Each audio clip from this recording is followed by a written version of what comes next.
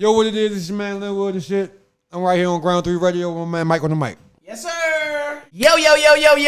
What it do, family? It's your favorite host, Mike on the mic from the Vibe Perspective Podcast. Tapped in with my guys at Ground 3 Radio. DJ OK, man. We back at it again for another Vibe Style Wednesday and another series of interviews, man. Shout out to each and every one of my listeners tonight. Make sure you take the time to like, comment, share this video, and subscribe, man. We work super hard on all this content, be it behind the scenes, be it, doing the Howard University homecoming recap. That was incredible. Our last interview with Kiwi, insane. One of my favorite episodes of all time. Man, we work on hard. So I want to see a little bit of that from y'all. Reciprocate that, subscribe, tap, and share these videos, man. The whole team working super hard, and be sure to call at 443-377-1872. Again, the number is 443-377-1872. Man, listen, right now, 4 days from now, is going to be my birthday.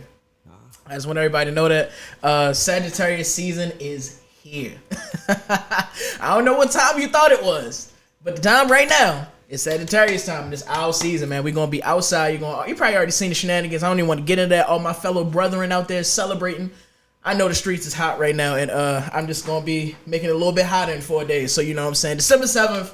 You know what I'm saying. Go tap me with me. Hit me up. Send me $1 on the Cash App or something. I don't know. Figure it out, man. We got enough about me though. We got a super special guest in the building, man. Super special guest, man. You heard this guy. He did songs with, man, Shorty, Take Bang, Bang Hunter Izzy, Huli Shalom, Scar Akbar. Like, just to name some. Some might call him Mr. Skinny Lenny. Some might know him as LENWOOD. No Skin, All Ink Crew. You might know him as Mr. 20's of that, You know what I'm saying? Possibly even Buff Bagwell. Man, we got the legend. Hey, Mr. Man, Lenny Walker, a.k.a. LENWOOD, is in the building. What up, bro? Yo, that was the best intro I ever had by far. I'm going to clip that and use it for something. That was amazing. I appreciate that, bro. Absolutely, man. You know I got to give it up. I got to give love, man. Yeah. You know what I'm saying? King of the town. Bring him the crown. If you know a nigga better, fucking bring him around. That's crazy. You know what I'm saying? The real is here, man. Well, I'm just super happy to have you here. You know what I'm saying? All my listeners who want to tap in and learn a little bit more about what you got going on, go over to @AMR, that is AYEEMR on IG, as well as Don't Be-O, DONTBEEBEYO, just one E, but it is the word B, not the letter. Yeah. So make sure you tap in Mr. Don't Be-O on IG as we go through the interview so you can match the work to the man himself, man. I'm just happy to make sure we make this happen. Hey, man, I'm happy to be here. It's a pleasure. Thank y'all for asking me to come out. Yeah. What's happening? A lot, man. I mean, you pulled up for the City of Gods event. Yes. We just did the Thanksgiving give back. Shout out to Frazier. Shout out to all the foundations, all of the partners, all the sponsorships. Man, everybody that came. Eric Carpenter Grantham, man. Eric's ID Law. We gave honor to him for that. You know what I'm saying? Everybody came out. Tisha Campbell's brother, Tay Campbell, came out. Shout out to him. Shout out to everybody. Shout out to Mashari, Oh Honey on the Bay. Everybody that make it happen. Man, we gave out a lot of food. We gave out a lot of, just clothing items. Like, gave out joy, gave love for the holiday season. And I want to big shout out to everybody there. But one of the parts of the event was the fact that you had performed along with some other artists. Yeah, I had a great time. Like, I had a really great time. I haven't performed in a minute. And just to get back up there, like, I think like performing one of my favorite parts of the whole thing. Like, I don't know, it's just the energy and just to be up there, and it's just a great feeling, and it's great to get back to it. Absolutely, and we'll get into the song. Well, one of the songs you performed, actually, a couple of them actually. Yeah. But it was definitely dope. I was just glad to see me putting new artists like in the vicinity of other artists. Like, I know some people like didn't have your contact before that. Right. People definitely looked you up. One of your Instagram followed you, and I was like, everybody that is on my shows need to like collaborate. Like, I want to see some music. I want to see some events. I want to see some kind of collaboration. You know what I mean? I'm definitely gonna tap in. I've known Tia for a while. Yeah. Big shout out to Tia. And then me and Glenn like building a relationship. Yeah. And the girl that had the crowd participation, Sean Ski. Yeah. I liked her. Yeah, she fired. Yeah. And she's super fired. We exchanged information too, so I'll probably be reaching out to her as well. Yeah. No, she's definitely on the come up. Might have in a seat one of these days. You know what I'm saying? Keep it ears and streets. You should. I would. For sure, 100%. I mean, but to get back to you, like, everybody I sit in front of that I respect, that I like, care about their craft, I care about the journey they've come on up to here. Like, I want to start at the beginning. You know what I'm saying? I want to start from early beginning, like born and raised Park Heights. You know what I'm saying? Like Cottage Avenue, I think Corner House, 3900. Yes. Man, lived up Emerson Avenue, Division, near Shake and Bake, Orchard Muse, all over. Insane, right? Like, you all are around the city. amazing. That's crazy. Yeah. I want to talk about those early, like, transitioning all around, because you get a different feel for every neighborhood you live in, right? Yes. And you get a lot more lessons learned. Yes. Tell me about learning those lessons. Just it's a good and bad thing, because it's like moving around, like afterwards it's like I get a lot of love from everywhere because I've been everywhere. Yeah. But also moving, like not having that time to really set a foundation, and I ain't really get the set of foundations because I move so much. Yeah. You know what I mean? But early was Park Heights, like you said, 3900 Cottage Avenue, Shirley. You know what I mean? I was born in a house right there, and you know how shit go. Grandma would pass away, lose the house, all that other kind of stuff. And my mother wasn't capable of doing what she needed to do at the time. Yeah. So I got shipped with my aunt, and my aunt was one of them we not moving in the city people. But so we moved like every 2 years. Yeah. Like, because it was like the rent was ridiculous, and she would have we would get it together, but for the most part, like we would be moving here, then staying here, then at this aunt house, and then at that aunt. So like, I was all over the place and shit, but I went to all county schools. Like, she wasn't with that going to school in the city shit. Like, I did go to Malcolm X in my early years and shit before I did move out to the county and shit. But the Great Spring later. Yes. I went to Malcolm X, and then I moved in the county and shit. And then, like I said, by us moving around, we ended up at my aunt's house. That's how I ended up at Green Spring and shit. I was supposed to go to Green Spring. It was lit over there. I was supposed to go to Pimlico. Okay, and then my aunt was like, "No, you going to Falstaff?" But Falstaff was like, "No," and then I ended up at Green Spring. Right. So, that's how it be. I bounced around a lot as a kid and shit. But my Park Heights was where it was home. Yeah. Like, all my cousins were still there, all my everything. So like, I would just, anywhere that I end up, I would just end up like just going back there. Yeah. And it was funny because to the people in the county, I'm the nigga from Park Heights. But then when I go up there, my cousins and shit, I'm the county boy, and they want to make jokes and shit and all this other kind, make little club songs about me and shit, all kind of shit. But I think it made me what I am. Like, I'm half and half, yo. Like, I'm a city county nigga. Like, I do shit, but I think about shit before I do it. Right. So half the shit I would have got into, I didn't get into it because I thought it through. Like, but real talk. Yeah, but man, I was, before I got to Baltimore hip hop, like I went through a whole lot of shit, like a whole lot, like too much. I mean, and I think like by the time I ended up in high school, I was going to Randallstown. Yeah. Yeah, I mean, and that's where I graduated from. 01, right? No, I was supposed to graduate 01. Well, that was your graduating years. I mean, yeah. So, all right, well, that's the interesting story in itself. So that's what we're here for. Yeah. So 2001, I supposed to graduate and I didn't. So by time the fourth quarter got there, I knew that I failed already. Like, I knew I didn't have enough credits to graduate. So like, I would just go to school and just do whatever I wanted. I mean, I was selling grass and shit at the time, but they ain't know that. I mean, but I would just go and do whatever I wanted and shit, and I would get suspended, and then I would go back, and I get suspended again, and I go back, and so they was like, "Yo, why the fuck do you keep coming here? Like, we keep suspending you and shit. You keep coming back. You know you're not graduating. Like, why is you wasting our time? Like, why don't you just stay home?" Yeah. I'm like, well, if I stay home, like, everybody in school. Right. What the fuck I'm gonna do? Like, get a job? Like, that would have been the sensible thing to do. But no, I just wanted to go to school, and like I said, school where everything was at. Everybody in school, my little weed operation in school, all the girls in school, like everything was in school. And then by me not having like the responsibility of class and shit, it was like playground, one big playground all day for real. I mean, so that in turn, like, I kind of like had the staff in like my back pocket type shit, because it was like, they would say something to me and then say it was me and be like, nah, man, go ahead. Like, they ain't even feel like it after a while. Yeah. So then the next year, the first, like, it was my second 12th grade year. The first, like, week of school, they had, like, a meeting for, like, the 12 baddest kids in school. Yeah. And it was, like, fucking 4 girls and 8 boys. Yeah. And I was the first one in that motherfucker. So...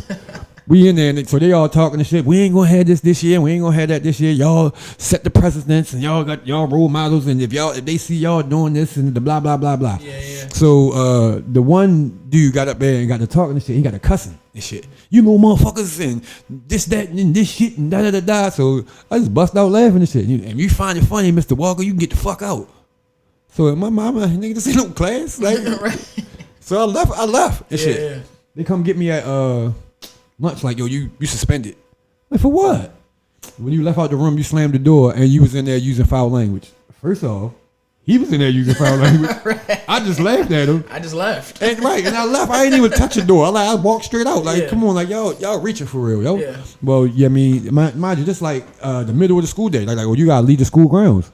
The fuck you mean? Like no, like how you get here? I ride the bus. Like, I ain't privileged to show my aunt. Like, yeah, this is my second 12th grade year. My aunt ain't got me no car, no none of that shit. Like, I ride the bus like everybody else. Yeah. You're like, well, you gotta leave the school grounds. Now, mind you, like I said, this is my second 12th grade year. I done been suspended 14,000 times. It's a protocol. Like, I know how this go. Like, y'all ain't about to play me. Like, you tell me I'm suspended, then you give me a piece of paper. I can either sign it or don't sign it. It really don't matter because I'm getting suspended either way. Right. Then you gotta call my aunt. My aunt either gotta come get me or tell y'all that it's okay for me to leave. Mm-hmm. I mean, up until then, I'm property of y'all. If I leave out here and get hit by a bus right now, nigga, like, that's on y'all. That's on you. Yeah. This is why they didn't like me, because I knew shit like this, and this is how I talk to them and shit. Yeah. You know what I mean? So like, you know, they always got a police officer in the school and shit. So he wasn't doing none of that. He like, nigga, I don't give a fuck what you talking about. Get out. SROs, yeah. Slam me up, all of that kind of shit. Lock me up, all I mean, take me down to the precinct, take my shoestrings and my belt and all of that kind of shit. My aunt come get me. And this was the first time she was like, I was like, no, I ain't. She was just like, shut up. Yeah. You know what I mean, like, don't even make it no worse because I know you ain't do shit. So just shut up. We get home, she called up the school. They like, man, he is expelled. He will never be in another Baltimore County school again. All this, blah, blah, blah. My aunt like, look, I ain't know shit about him being suspended until he was already locked up. Right. So the next time you talk to us, it will be with a lawyer. Mm-hmm. Click. You'll call back like, yeah, so y'all can come up here on Monday and we can talk this out.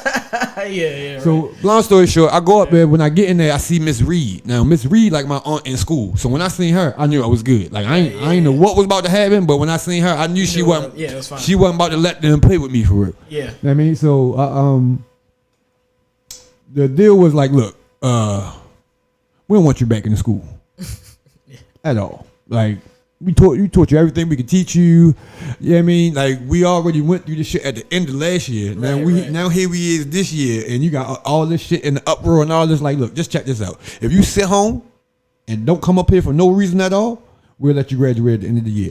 But that means no proms, no football games, no pep rallies, no none of that shit. And I'm like, nigga, this is my second 12th grade year. I did all that shit last year. Why the fuck would I want to do senior prom? Like, right, yeah. So I was like, cool, and I sat home. And then at the end of the year, I went up to school on the last day, and they gave me a cap and gown. I went up to UMBC with everybody else. We was down in like the little thing before you like take the floor and shit. Yeah. And I'm walking through that bitch with my cap and gown on shit. Niggas like, what the fuck? What is you doing? Like, I'm about to go get this piece of paper. Like, I don't know about you niggas. Like, they said, boy, you ain't been here all year. Like, nah, you don't work. Like, you worry about the wrong things and shit. Like, you're like, you're not about to graduate. I said, how the fuck I'm down here? And like, yo, it was literally like a movie, yo. Like, when they called my name, like half the motherfuckers there ain't know I was there. So when they called my name, the whole auditorium just like erupted into like an uproar. And I went up there and I got my shit. And when I walked down the steps, before I stepped out the last step, my mother had came running out the shit all until she grabbed me all out the steps. It was like a movie. It was in slow motion, let me tell it. But so. Yeah, that's how I got my high school diploma, like halfway on the scam for it. They just gave me my shit, told me to sit home and shit, because I do too much. Yeah. That's funny, too, because, like, a lot of people around that area, like, when you were there, they know, like, they saw it happen in real time. Yes. People that you were at school with, yes. You know, and, like, I know a lot of people who are now sort of, getting to know who you are as an artist, but also like who you were growing up, and even through the clothing and everything, like people are understanding you for a certain thing. And one of those things is also music. I mean, like in terms of, I like to always sort of see how music has affected people like before they got into it. Yeah. And I think you were always surrounded by it. Yes. I was like. You was technically always into music, whether you were rapping or not. Yes. Like you were always into music. And random, I want to bring this up too. I think Scar Abra is your cousin. Right? Yes, he is. Boy, you is good. And when it's even funnier that like you were, I think 13 or 14 when you found out that like Scar Akbar was a rapper. Like he was the first Baltimore rapper you ever heard of. I think, and correct me if I'm wrong, somebody actually like had told you like yo from here, like yes, my like, cousin Pee Wee. Yeah, and then you never even thought about it, but it kind of clicked like, oh, you can do that. Yes, and before that conversation I had with my cousin Pee Wee, I never wrapped my mind around like rapping. I guess like at that time when I was that young, like rapping to me was like something professional. I guess. You know what I mean? So when my cousin Pee Wee from the 12 O'Clock Boys, Superman and shit, he came to me and he like, yo, you need to listen to this and shit. I mean, because you know how, your older cousins always put you on the music and shit. Right. So he gave me that and I'm like, what the fuck is this? He like, Skull Akbar, A-Rab, something. So I was like, he was going back and forth with himself on the Nextel Chirp joint. Yes. Yes. Jeez. And I was like, this, and when I went back to him, I was like, oh, this hard. He was like, yeah, he from here. I was like here? You can do that? He was like, yeah. I was like, yeah. And it just fucked my head up. Yeah. But I was training myself to do music before I knew that I was going to do music. Mm-hmm. Like, I'm not, I'm the last thing I am is a bragging type nigga, but I never was bad. Never. Not one time. Like, I pride myself on that kind of like, if it's been all these years and you never heard a bad verse from me. Yeah. Like I can attest. Like you might have heard, like some are better than others. Sure. None of them are bad. Yeah, like none. Of them are bad. Not so, but it's because like before I even wrote my own shit, I had the formula. You want me to tell it or you want to tell it? What? Go ahead. Let me see. I mean, all right. So shout out to Mom Dukes too, because right beforehand, right before we started airing, you was on the FaceTime with your mom, and I think music was the very thing that kept the bond between you and her tight. Yes. And it was like you lived with your aunt at the time. Yes. And like you and your mom used to listen to Bone Thugs and Harmony. It was your favorite thing to listen to. Yes. And in fact, because of my cousins. Because of your cousins, right? It's full circle, right? And it's so funny too, because like you would watch her write down the lyrics to the songs before she would go to the club because she wanted to memorize the lyrics. Yes. And that's interesting for you because in your like reflectively, you started writing all the Bone Thugs and Harmony verses just so when she asked you about them, you knew what the lyrics were, and that like kept the relationship between you and her like tight. Yes. I'll let you finish. So that's exactly what it was. Like so when I seen my mother doing, like when I seen her writing down the lyrics, it was one of those things that it didn't click to me yet until I got older, and I read like once I like went to the club and things like that, I realized like when you in the club, if you know the words to the song, you can perform it, right? It ain't like you just trying to jam to the, you know what I mean? You can damn it. So and her being frequent in the club and shit, like I guess that's what her little thing to go in there and do that. Yeah. So, but like you said, I didn't know. I just wanted to run in my book and find what she was asking me for. You know what I mean? But like before that, I just like to write. I love writing. Just like I used to just like writing paragraphs and shit like that. Just the format and the way that it looked on the paper at that, because I write neat and shit like that. So I just like to write and shit, and that gave me something to write. So I used to just write albums. Like whole albums.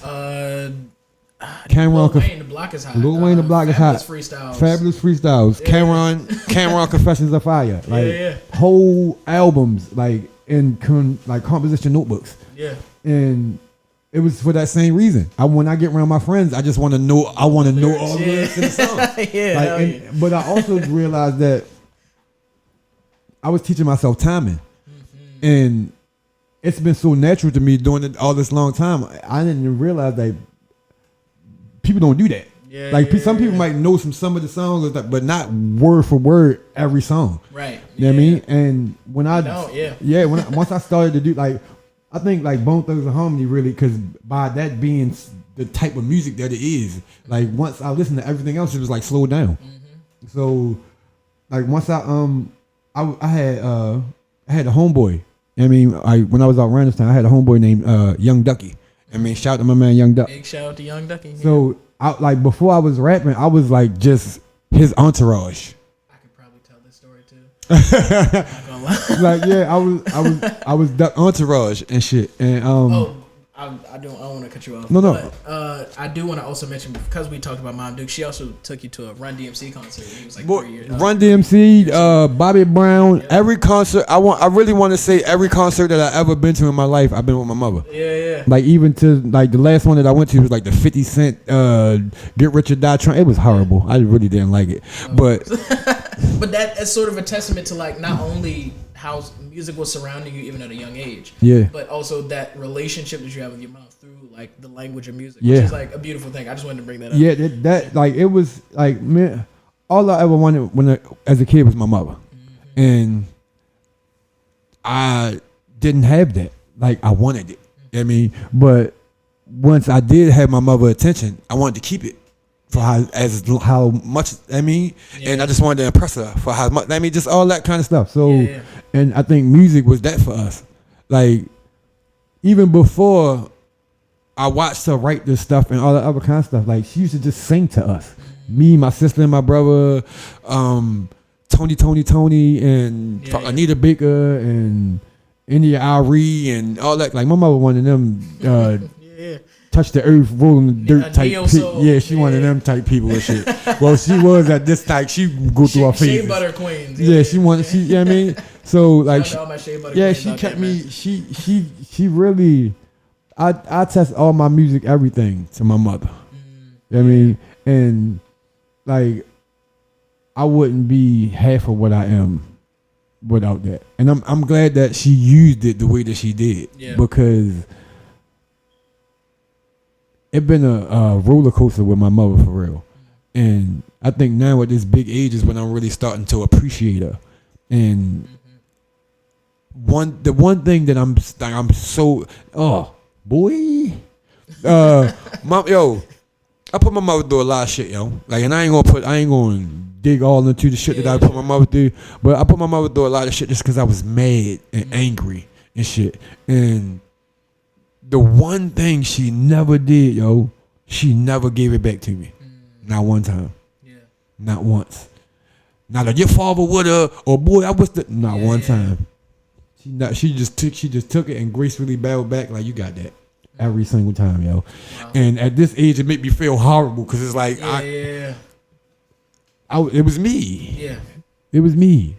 But we good now, yo, and we great actually, and we really starting to build on top of what we already had, and I think that's like one of my favorite parts of me like growing and getting older right now. Yeah.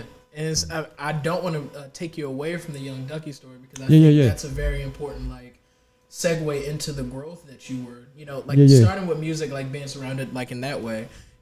When you finally get to like 19 years old and you're in the McDonald's with Young Ducky, I think it's like that's an important. Oh, and shout out to Word too, rest in peace.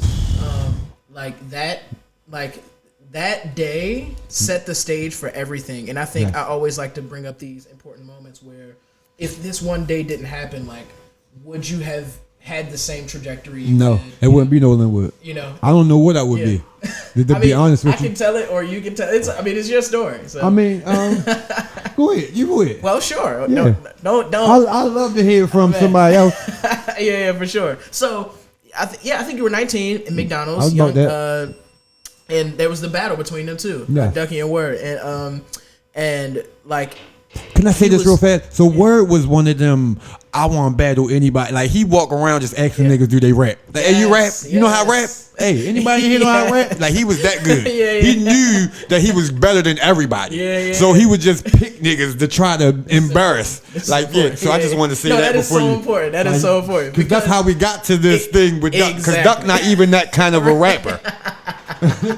Yes, 100%. I love context too, because like, but this day, like, Word was rapping so regular. Like, he was rapping like regular things. Went to the store, tripped up the stairs. They was laughing at me, like super like regular. Yeah. And that sort of triggered the idea of like, shit, like I can do that. I don't gotta lie. Like, so you actually went home and started rapping about just like stuff you knew about your homeboy's jail. Like, it was like, you know, just like random things that, you know, you experienced, you knew that was around you. Like, and I think little did you know at that time, like you even said, you know, previously, like maybe 5 minutes ago, was like, you've been writing music your entire life. Mm-hmm. Like, when you started writing things, it just happened to be perfect for you because you've always done it. Mm-hmm. Right. And it's like, I think that moment, that individual situation scenario set the stage for everything you saw moving forward. Yes. Like 19. Yeah. Like, you know, I was a baby, yo. Like I was a baby. Like I literally can tell you at that time I had no idea what I wanted to do. I had no idea what I wanted to do. Like up until then, it was basketball. Right. Yeah, exactly. But now I'm out of high school, no college, so no basketball. It's like, you know, I can find something else. Don't know what it is. I ran a park extra, I sell drugs. That ain't work. Right. Yeah. That ain't working at all. You know what I mean? Lasts about 4 months, you know. Boy, that's exactly what it lasts. Boy, you was a good one. No, they call my mother. I know you. Do you know that part? I'm pretty sure you know that part. I went up there like, yo, I need to make some money. Nigga like, all right, Lord, let me come back tomorrow. I'd rather you say it to me. Call my mother. Like, hey, Mr. Renee, Lord Lenny came up here. What she? Don't let him put his hands on nothing. Don't let him get hurt. But what she understood was I needed to experience that to see that wasn't me. And as soon as I went to jail, she came over to jail with my aunt and she was like, "You done? Right? Oh, you want to keep doing this shit?" Right. My aunt took the phone like, "Look, I just came down here to tell you I ain't doing this shit no more. Like, this is the first and last time I'm coming down this motherfucker. So if this is what you want to do, count me out." Yeah. You know what I mean? I still got in a little shit after that, but nothing as I ain't never been to jail. Yeah. Like I've been to prison. I mean, I ain't never been to prison. I've been to jail. I mean, bookends and housing, little shit like that. Yeah, shit like that. Yeah, but yeah, that duck and that day was crazy, yo. It was crazy because where was we at right before that? So I was talking about like writing music your entire life. Yes. And then, you know, it started something incredible. And then we're right on track. Like we were talking about that day. We're on the track. Yeah. That was like I knew Word before all of that. Yeah. I knew Word as Stanley. Like we was children out like Ricerstown. Right. You know what I mean? Like so I knew Word before that. You know what I mean? And he just so happened to turn into a gangster park heights gangbanging nigga. Like but he was what he was. Like but he was amazing with them words, yo. Yeah. And like I said, I went home. Like you said, I went home and I just started writing about what I knew, and I didn't want to lie. Mm-hmm. I didn't want like. Shout out to Duck. Duck was at the time. Like I think about it totally different now. Yeah. But at the time, Duck was the imaginary rapper. Mm-hmm. He was the 6 bitches in the tub with the Bentleys and he was. You know what I mean? And what I know now, that's the way to go. Yeah. Because you manifesting, and I'm learning about all that shit now. You know what I mean? Yeah. Like, but back, like, I handicapped myself for so long because I prided myself on not having no imagination in my rap. Like, none. I just rap about what I know. Yeah. You know what I mean? And that's been my formula this whole time. Like, I'm amazing with words, yo.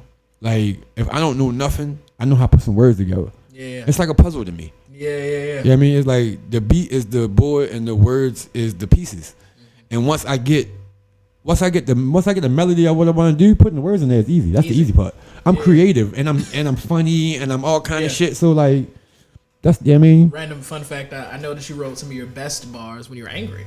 Yes. I'd be mad. Yeah. Cause rap is that. Yeah, rap is anger. Rap is bragging. It's fuck you niggas and not. So overt, like that's when I get like when I get angry and shit is when my most.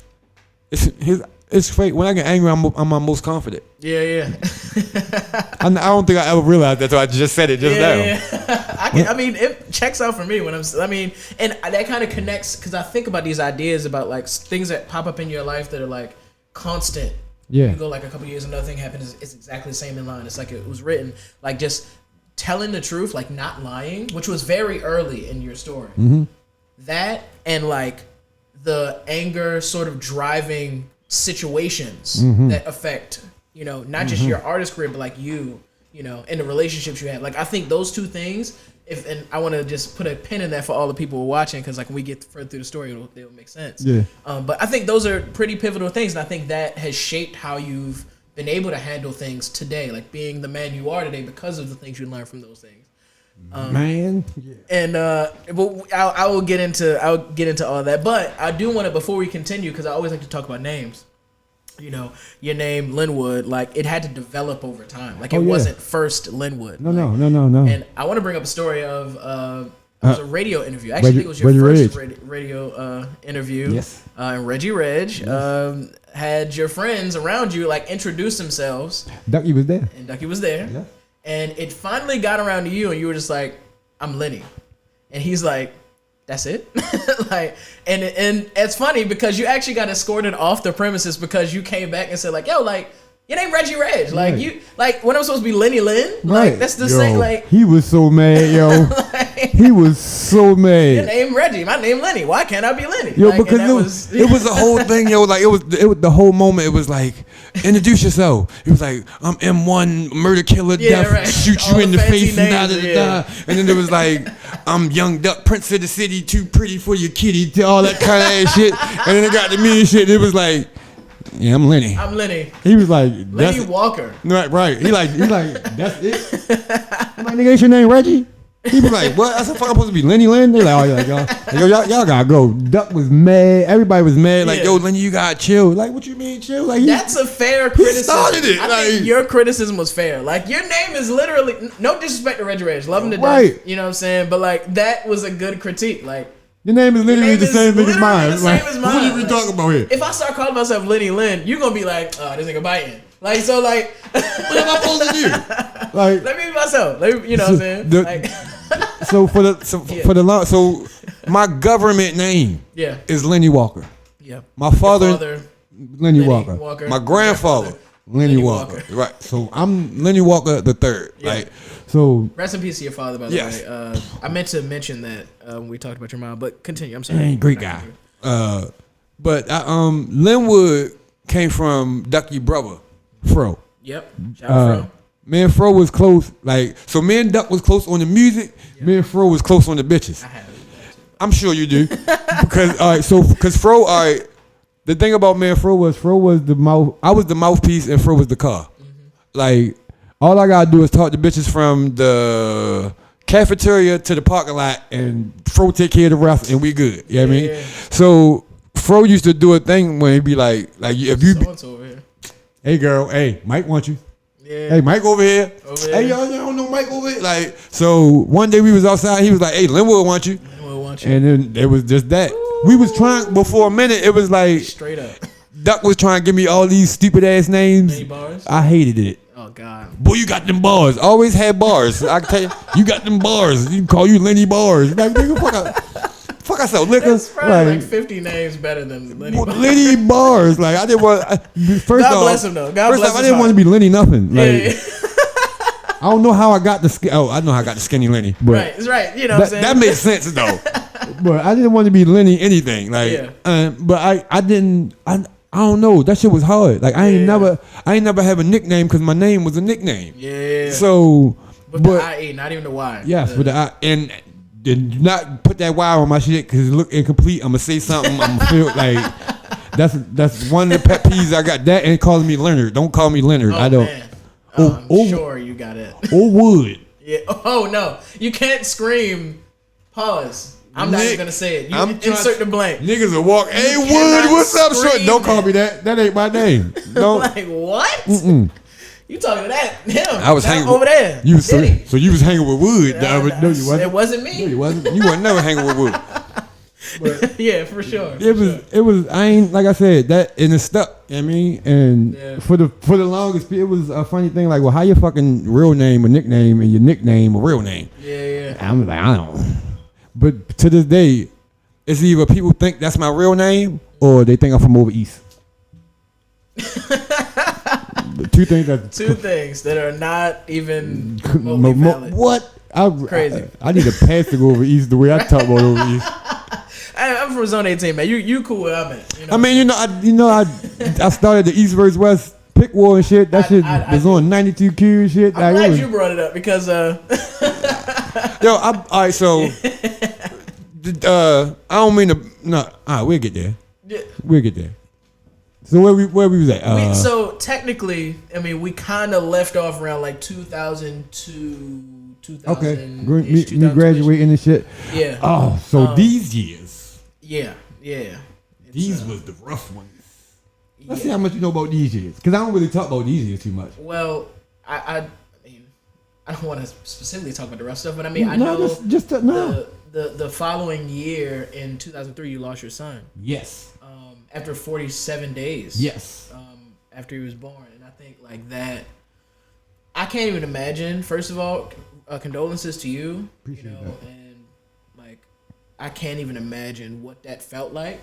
You know, I see people talk about their pain of losing. You know, first of all, like losing a parent is really difficult, but like there's like a saying like a parent should never have to bury their child. Yes, I heard that so much and at that time.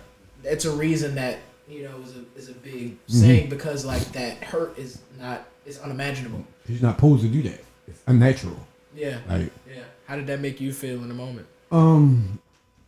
Honestly, still, it's the hardest thing I ever had to deal with, and it's one of the things that never go away, ever, never. And it's one thing that I'm constantly reminded of, and I think it was so hard for me because at the time it meant so much to me. Yeah. Like, if you know anything about, like, my first tattoo was endangered species on my stomach.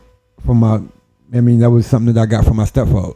But I grasped onto it the way that I did because I'm the last male walker in my family.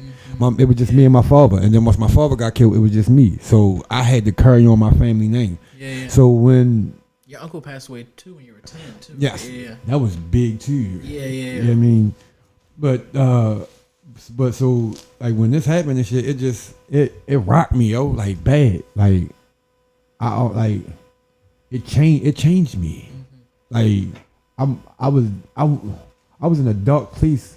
I was like in a dark, numb place for a long time, and I ain't know how to deal with that shit. Like, I would take it out on everybody else and shit. You know what I mean? And it was a lot going on at that time, yo. And I really want to say, like, if my cousin wouldn't have did what he did, we wouldn't be having this conversation, yo. Because like I think that shit had me like spiraling for real, and I ain't see it and shit. And it was just like one thing after another and shit. And like that time, yo, like that was a rough time. Like from 2003 to like 2007. It was really hard for me, yo, because mind you, all of my high school homeboys and shit, like, we ain't kids no more. Yeah. So it went from us stealing candy to us stealing cars from each other. Yeah. And us beefing with each other. And niggas shooting at each other. Yeah. And niggas trying to hurt each other. And niggas robbing each other. You know what I mean? And even before that, like, I think I want to say right before I graduated, me and all my homeboys had gotten into this big brawl out at a bowling alley, and I watched 3 of my friends get stabbed, and I almost got stabbed myself, but I was too fast. Nigga ain't catch me. But my homeboy Fro was so crazy. Everybody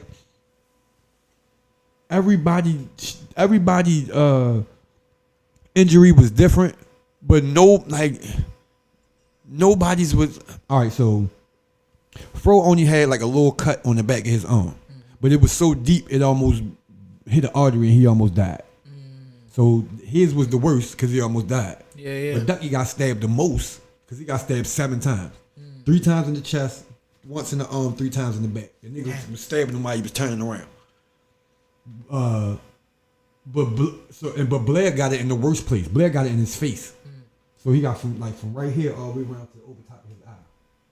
And like from that like situation, it just was like my son right after that. Yeah. And then after that, it was mind you, Blair my best friend and shit.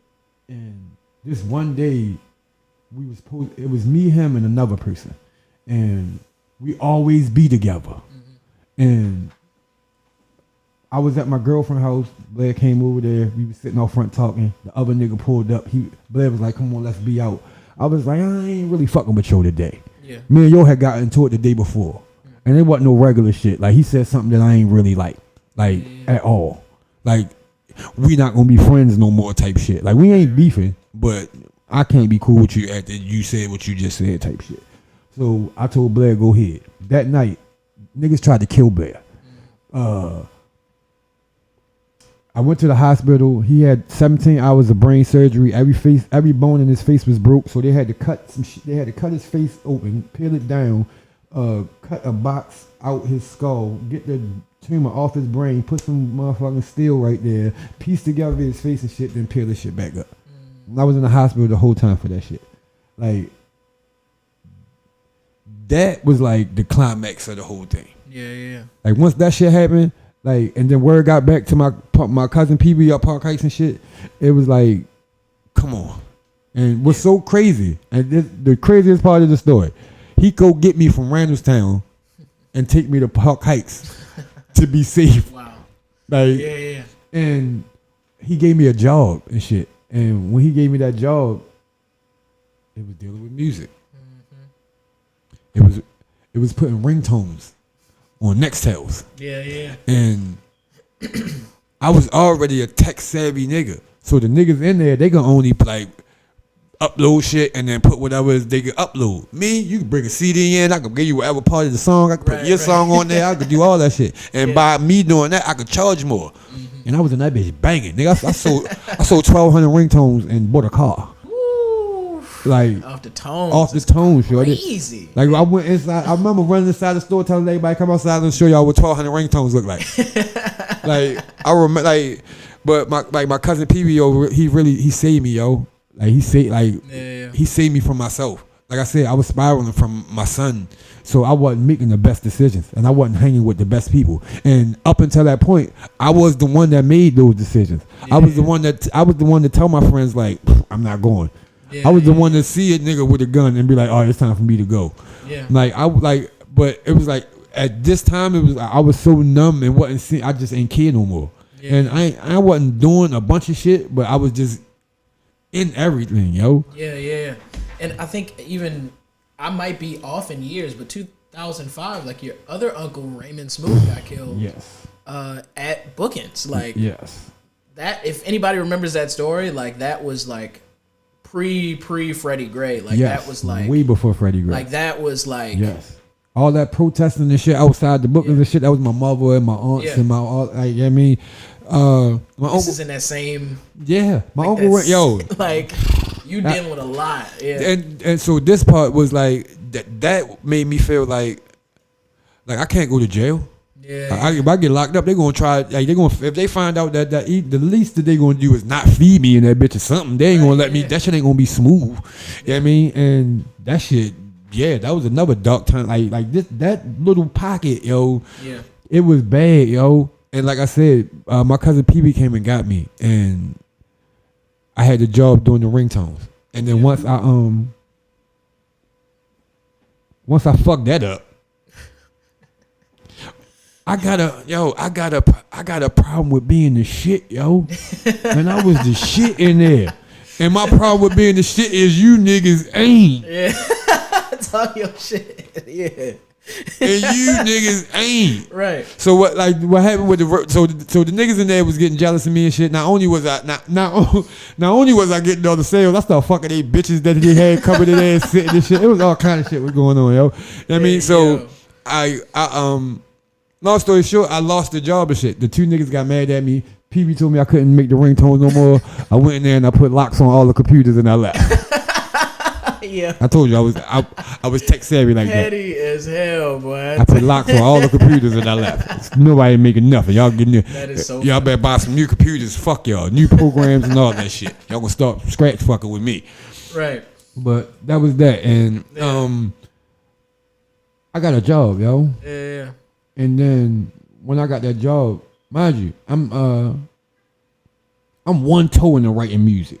Yeah. Like I'm still writing other people's shit and thinking about my shit every now and then, but not really fucking with it because I never like rapping on other people's beats. So I wasn't. This was pre 50 Cent era. Yeah. So niggas wasn't doing that yet. Right. For You would get like instrumental CDs and shit, like DJ Arms, all that kind of shit.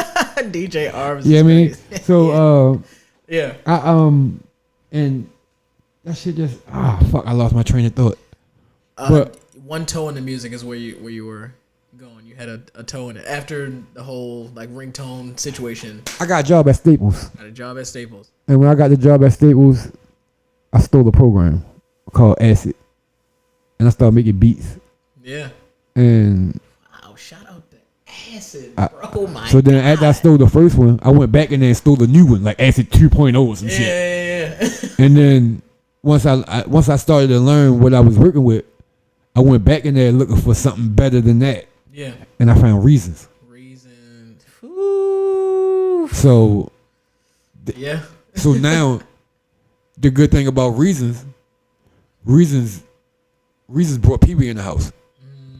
Like my cousin Pee Wee always would. He really made sure I was okay doing that. Like the ringtone time, like he would come get me, drop me off at the store. I work here, come get me, pay me, give me weed, buy me food.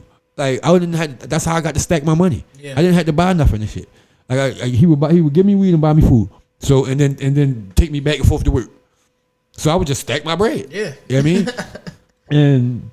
But Pee Wee was my first role model. Like I looked up to yo. Yeah, he started the 12 O'Clock Boys. Like him and Mo was, you know what I mean? And my cousin Ty, Big Hurt, like they was my everything. Yeah. You know what I mean? So when a nigga start to show some interest in you, it's like, oh.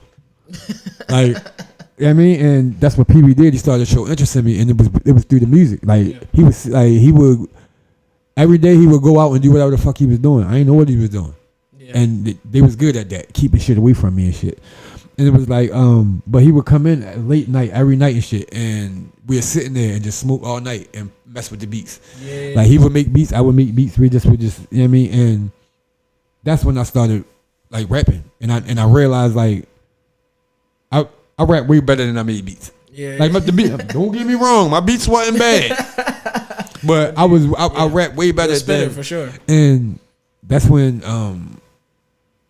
Pee Wee took me up Park Heights to 3rd Infantry, and I met Bap, and I met Larry, and I met Sack, and that same was birthday. You're right. Me and Sack got the same birthday. That was the start of everything. Like that, like me going there, because it was like that turned into like United Trenches DVDs and Real Talk DVDs, and I started like make a little name for myself just out the little DVD thing, and just because of who my cousins was and shit. Right.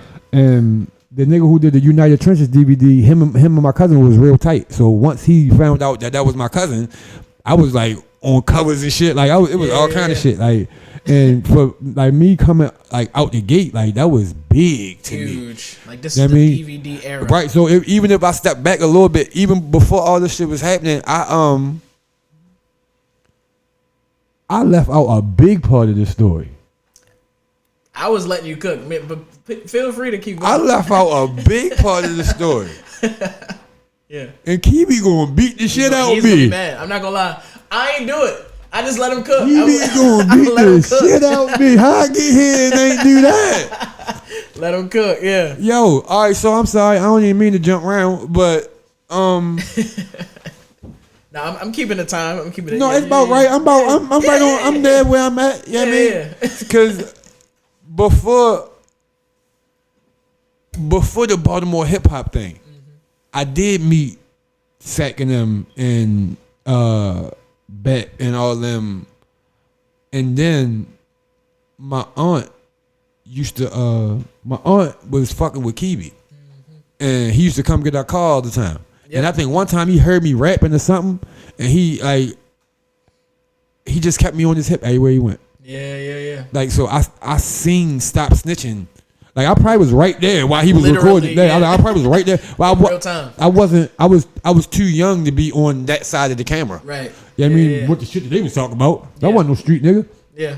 Like this was after the One Love shit. Right. I'm a student of the One Love shit. That's why I said let me go back for a second and shit. Yep. I'm a student of that one. Like, yo, I used to go into this. I was the only nigga from the county that used to go into the city and go up Irvington and get these motherfucking DVDs and take them back to the house, and we used to sit there and watch them. Yeah. That's how I learned about the K Blacks and the motherfucking Verb. You know what I mean? Yeah. K Black, Verb, Shooter, Lavon, Silent 7, nigga, it was so many. Like,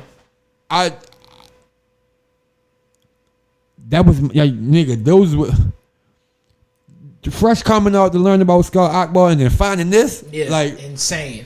If you world opened up. If you listen to who I just named, literally, you can understand why I rap the way that I rap. 100%. Los, K Black, Mm-hmm. Silent 7, Shooter, Lavon, like, nigga, Verb. Keep that name too. I'm gonna bring up something else. Verb. Like, yo, I watch these niggas and shit, and I used to be like, wow. Like, insane. I wasn't even rapping at the time. I just was a fan of rap and shit. Yeah. Because then that turned into like the Reed Dollars and the Meek Mills and all that kind of shit. Because I was one of them too. I listened to Joey Jihad and all that kind of shit. Like, I was deep into that culture too. The DVD culture, but the smack shit when the battles was outside, Uncasa and all that other kind of shit. I've been. You was there for sure this whole time, shorty. Like, we gonna talk about that too. You know what I mean? But yeah, yo, like so when the Stop Snitching era happened, like, that shit was crazy, yo. I was too young to understand what was going on. I was too young to understand what I was that close to. Yeah. I didn't realize I swear to God, I didn't realize how close I was to it until y'all was sitting here talking about it. I was like, nigga, I was there. Wow. I was there in those houses and all Literally, that. I was there. You was there, the whole time. The whole entire time. It's the reason that, so I'm not a battle rapper at all. Yeah. Can't do it. Feelings too soft. I've been wanting to fight and shit. And then we have battle rap, but it was different. Then. It was different. Yeah, it was different circumstances. It was you come with your raps, I come with my raps, and we just see who rap better. Not all that. I seen your mother yesterday, and she was down at the store. And I know you can't, like, ain't none of that 3 months preparing type ass shit. Wasn't none of that. You know what I mean? But that I had gotten to a 50 MC rap battle. This is why I was gonna bring up Verb. 2000, because this was 2008. 2008. Shout out to Skinny Shug too, because he made. I gotta step back for a second. Go ahead. Because 50 MC battle. Yes. There's an infamous battle between you and Verb. Yes. And they actually wanted y'all to be the two finalists, but they couldn't make that happen. No. So you was actually the round right before the finalists. Yes. And then Skinny Shug made sure it was like head up, face to face, like right there. Yes. I'm not gonna say how it ended, but I'll let you I'll let you say it. I won. Even though I lost, I won. Yo. How I start this story? I'm not a battle rapper. Yeah. I got into a battle of 50 MCs. Right. Yeah. I lost to Verb. Third place is incredible out of 50. I lost to Verb. Yeah.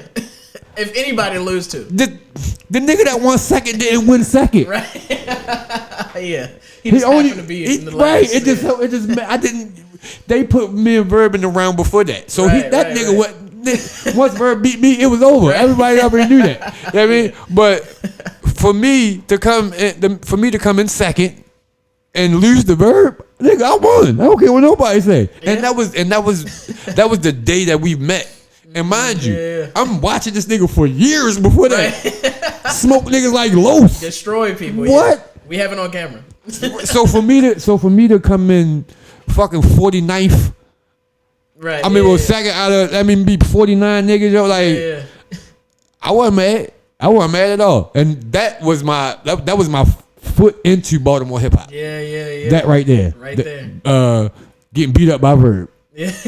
I'm not mad. It's crazy how the world. If anybody were to beat you up, you would want it to be like Thanos. I'm not mad. You know what I'm saying? Like, come on. Like, all right, I mean, y'all can't beat me up. He can, because like at that time, it was he beats up niggas. He beats up niggas. Yeah. Like, he's the nigga that beat up niggas. Yeah, for sure. So for me to do like that shit, it told me something. Yeah. I mean, it's like, yo, not only are you good, but you could be one of them. You could be one of them. Yeah, one of them ones. Yes. And you are to this day. Nigga, yeah. So when right before, so the last thing that happened, because I know we bouncing around. Sure, yeah. But the last thing that happened before Pee Wee came and got me was, mind you, I told you what happened to Blair. Yep. We were supposed to be together that night. Yeah. So in my mind, they wanted both of us. They spent the bin on me like 2 years later. Mind you, these are my friends. Yeah. So like you got like a neighborhood full of kids and shit.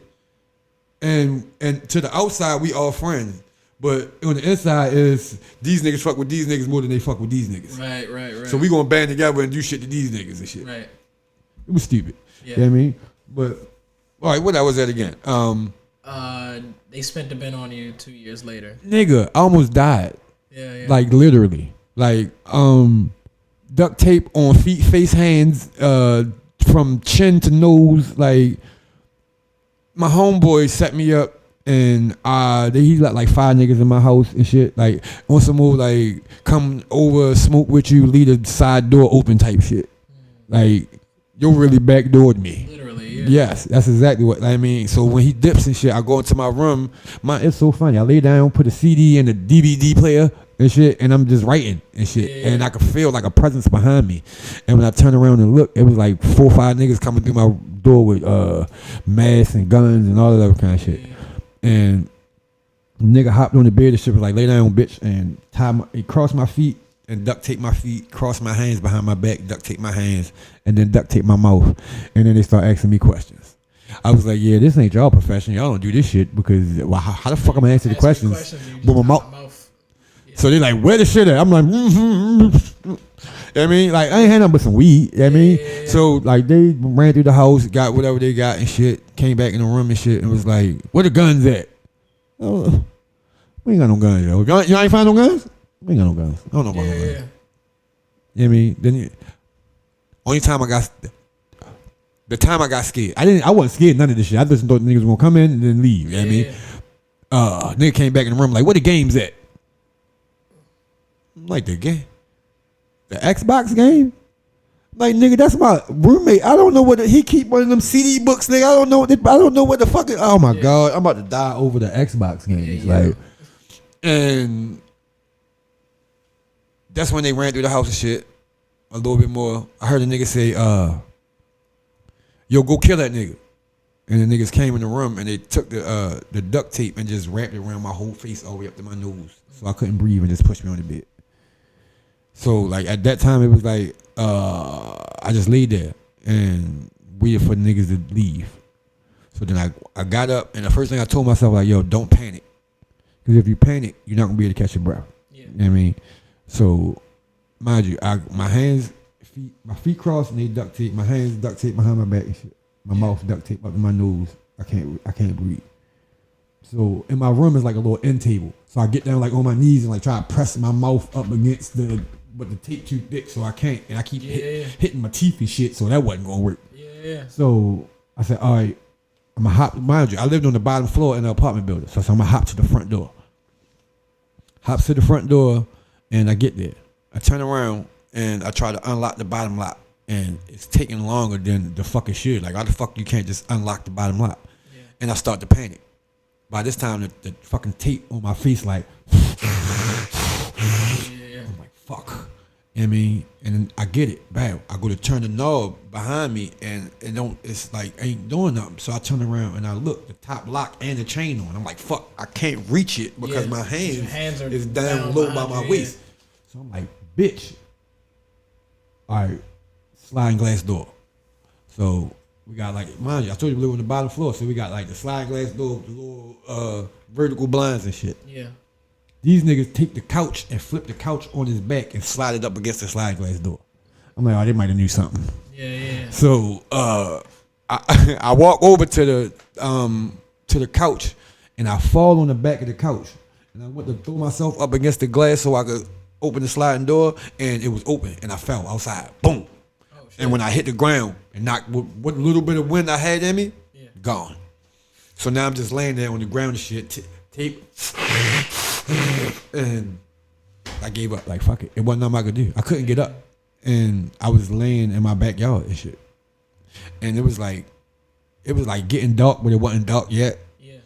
And I was just laying there, yo, and I could see like darkness like pulsating in. Like it was just getting darker and darker and darker. I was like, fuck. I was like, I'm dying.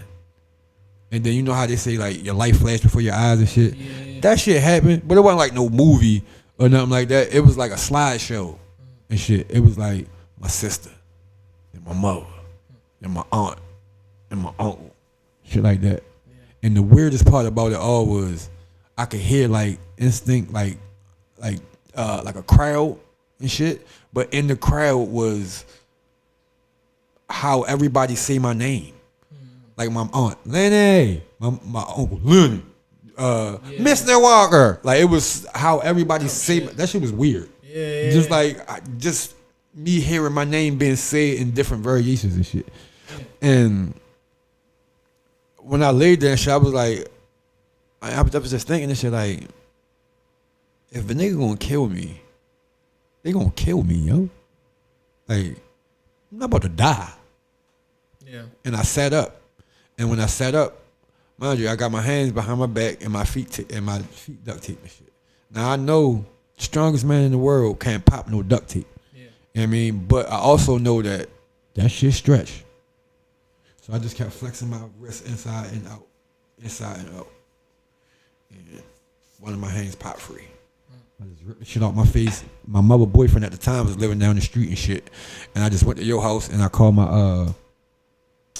my roommate and shit and told you what happened and shit. And like that was it for me, yo. Yeah. Like that was it for me. I just seen my man brains get all smacked up and shit. I done lost my son. My uncle done got stomped to death. Like it was so much, yo. Like that, it was it, yo. I almost died, yo. Yeah. And right before that, right in that same room that they had me duct tape, I made 20's of that in that closet. Right before that.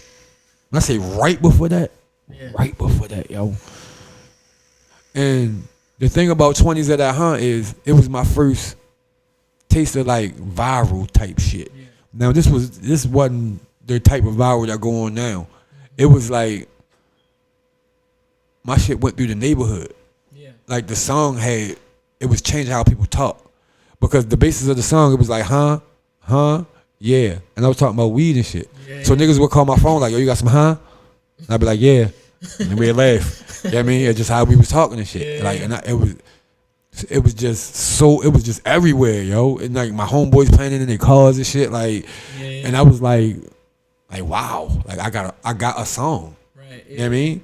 And then when that shit happened, it was like, I had thought about like, yo, if you would have died, nobody would have never heard that shit, shorty. Nobody would have never heard none of the shit that you be working so hard on. Yeah. So I remember Kibi had took me to Hip Hop 101 when it was like on Baltimore Street or some shit, like before the 5 Seasons. Yeah. And that's when I met Wilson and Mr. Wilson and fucking Low Key and Sonny Brown and all them. Yeah, like, and niggas fell in love with me. Yeah. Just because of but not only because of how I rap, but because Kiwi brought me there. You know what I mean? And so when that shit happened and shit, it was like, yo, you gotta go do something, yo. Like people need to hear this shit. Yeah. And I woke up from that shit. Like I woke up from me almost dying, and I literally went outside and made the LENWOOD that you know right now, shorty. Yeah. I was so determined, but people don't understand about me. Like I'm like, if I rubbed a lot of people the wrong way, yo. Like a lot of people. But what they don't understand about me, yo, I was so fucked up before I got there. Yeah. Like what all the shit that we just talked about. We ain't even talked about Baltimore hip hop yet. Not even there yet, yeah. I was so fucked up when I got there that when I got there, I was a ball of emotions. I was a ball of emotional unintelligence, yo. I did not know. Like all I knew was don't cry.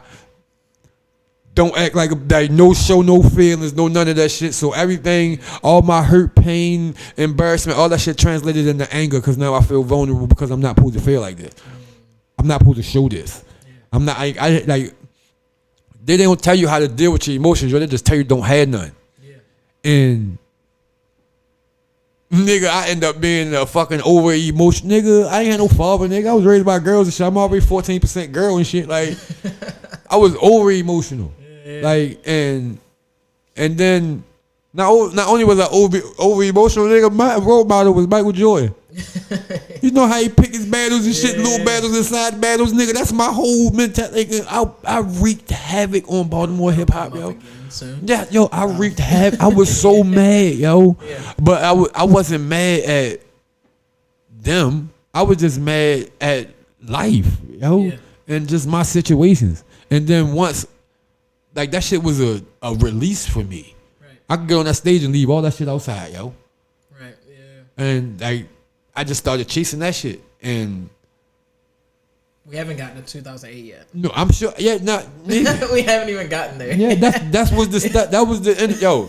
This is like kind of phase 2 of how the interview is going now. Yeah, like yo, I everything that I was so like yo.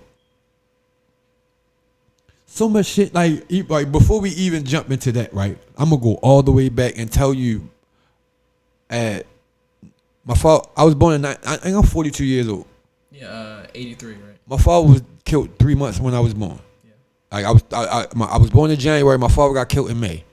Yeah. You know what I mean? My best friends told on me. I had 26 attempt murders at 7.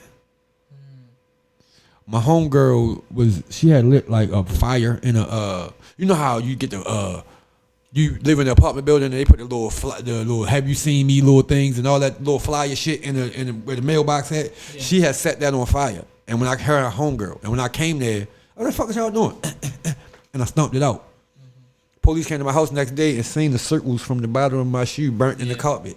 And I went straight in my room, got my shoes, all that other kind of shit. They're like, what about the fire? I'm like, what fire? What are you talking about? Right. They go get my shoes and all that shit. And like, boy, you got to sit all over your shit, and match the thing down there. The fire. Then they say, how you think we knew about the fire? Like, how you think we knew it was you? Yeah. Like, how you think we knew to come to your house and check your shoes? Right. Them 2 girls said it was you. Yeah. No, it was them. I seen them doing it and I stomped it out. Oh, the fire that you don't know about? Now I'm 7 years old with 28 attempt murders because they say I try to kill everybody in the building. But I was just, if anything, bitch, I'm the hero. Like, what the fuck? Exactly, like, yeah. But that was that. Your nephew too, by the way.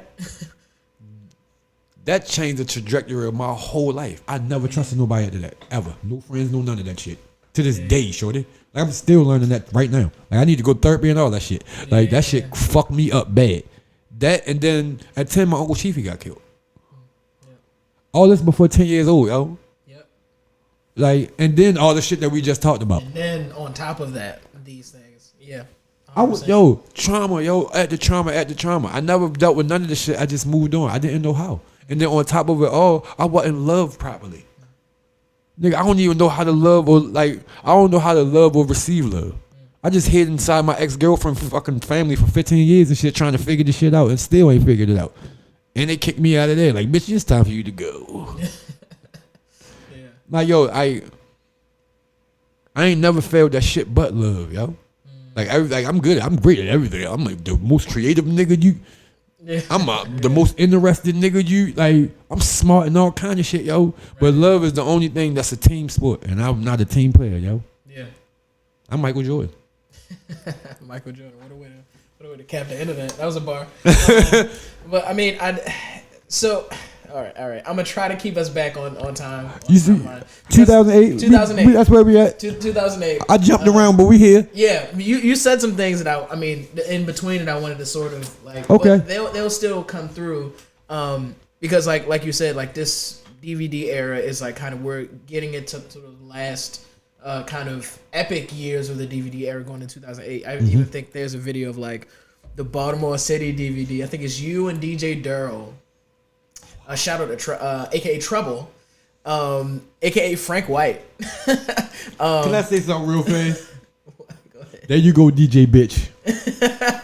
There you go. That bitch is like, yo, give me a shout out. Bitch, ain't nobody giving you no shout out. I did it for you. There you go. Man, this is On My Own by Myself Records. Man, this is the era of no contracts, no managers.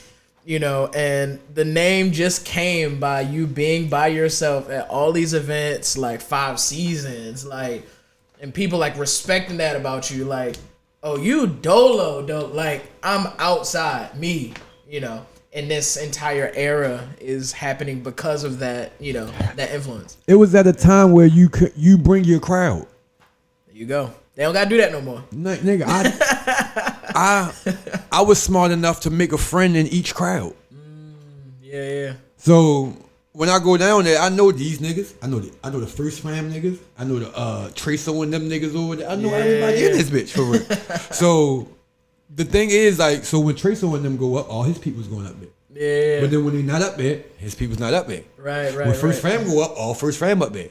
Yeah. But then when First Fam not up there, they're not up there. Yeah. Me, I go around right before my performance. Hey, y'all, I'm about to go perform. Y'all come up on stage. Hey, y'all, I'm about to go perform. So now all of them everybody niggas is up there at the same time. Yeah. Like I mean, smart. That's how I built my name, yo. Like performing. Yeah. I mean, it was me stepping into that. The interview that you're referring to, like, yo, that shit got like. That was my first like 20,000 view video. Yeah. Like that bitch went. Like it was so many comments of people just saying shit like "say 2 again" or "say Doug" and shit. Like it was so like that shit was crazy, yo. Like that me and DJ is who I like. DJ that's my young nigga, yo. Yeah. Like he like my son, but like my brother. Yeah. But like, cause DJ was a little bit younger than me. And he came knocked on my door one day and was like, yo, teach me how to rap.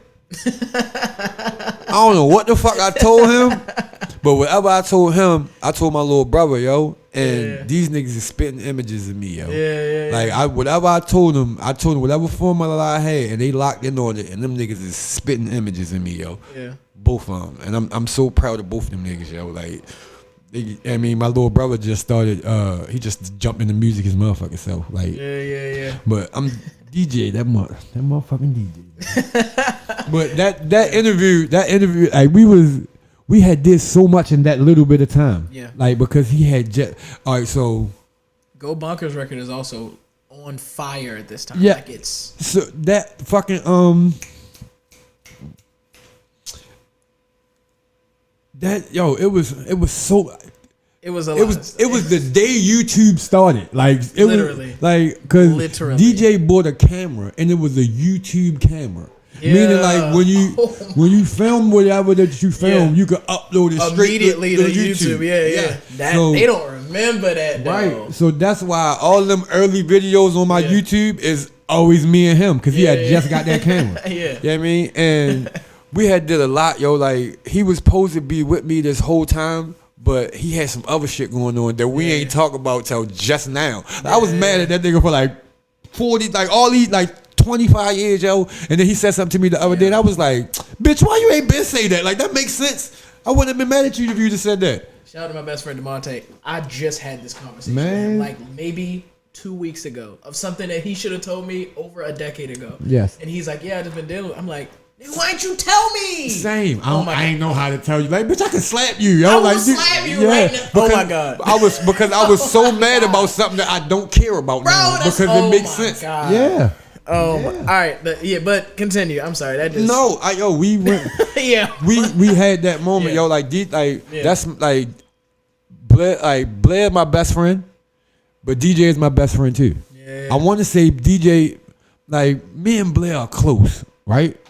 But ain't nobody closer to me than my brother than DJ. It's like I don't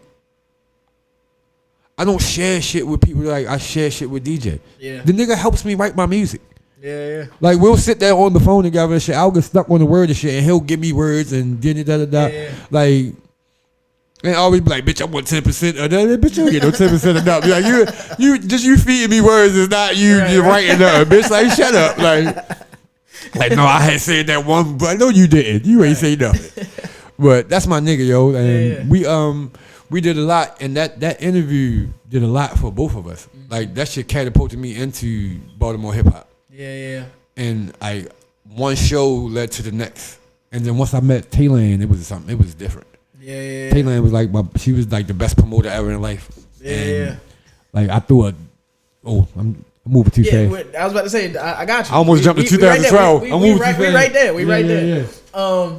I do wanted to mention the Go Bonkers record too, because it was a pandemonium, like it was like a phenomenon. It was a whole thing. Shout out to Savage too. Do the dance and eat the dance. You know. If I'm not mistaken, I want to say Miss Savage came up with that in the house one day, and I said to him like, "Yo, next time we perform, I'm gonna do the dance." That's why the dance. Yeah, that's when it came. You know, but that moment is incredible because like when you look back, like you really did have all the girl groups having like different flavors of the Go Bonkers like gear and shirts on. Like I was horrible, crazy. I'm trying to tell you, I mean, it was. 08, 09. It was nigga. I had Wild West outside. I had my bitches in color coded bonker shirts in the what's the name, Joe? Tell the difference between nigga. My main bitch had a purple one. My side bitch, all her homegirls had on pink ones, and the bitches I ain't hit yet had on white ones. It was crazy, yo, and nobody knew what I was doing. The color code. Nobody knew what I was doing. Man, shout out to you. Everybody was there. If you know, you know. I'm a marketing genius, yo. I'm learning that, yo. I'm learning. You had the formula early. And we didn't even get to that either. Yeah. Like, we didn't even get to. All right, so I'm gonna do a little bit of I'm gonna push a little bit further. I know, yeah. So like 2008, I think later that year, your second son, Kanez, was born. Yes, August. And that is like, you know, I do want to. If you can answer slightly briefly, even though this is a long thing, I think you can really, you know, talk about this a lot. But like, you know, losing your first son and then, you know, seeing new life into Kanez is like, that's like now, all right, now this is like the legacies like starting in your face. Like, I mean, sure, your rap career is a thing, your relationships you have people are a thing. Like that is like an unseen legacy, but like having your son here is like legacy is now beginning. And I know everything was going through your mind. Like, how was that? For you, I started to fuck my reputation up, doing shit. I was doing too much. You know what I mean? And I had this question once. It was like, yo, how do you make people believe that you something? I mean, how, like, they believe that you something, but how do you make them not believe that? Like, I'm not even what y'all believe that I am. So how do I tell y'all that I'm not that? Like, it's already made up in y'all mind that I'm that. Yeah. You know what I mean? And that shit, I don't know, yo. That shit, it